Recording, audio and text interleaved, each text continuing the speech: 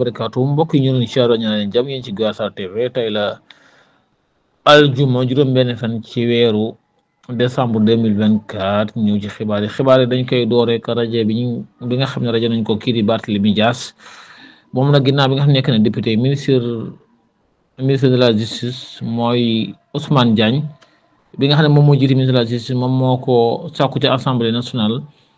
bureau bi nag jël dogal jëlee ko fa Barthélémy Dias nag moom wax na ne lii ay caaxaan la ko jàppee du ca waxagun léegi. aw Sénégal bu Khalifa Ababacar Sall ñoom nag moom 0 député la ñu am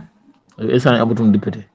muy Khalifa muy Barthélémy Dias ñoom ñu nekk ca tête bi taxawu Sénégal amutum benn député ginnaaw ba nga ne Barthélémy Dias rajo nañ ko ci assemblée nationale léegi Pape Djibril Fall moom moo jël poste ba ginnaaw ba nga xamante jàppoon nañ ne kii di Déthié Fall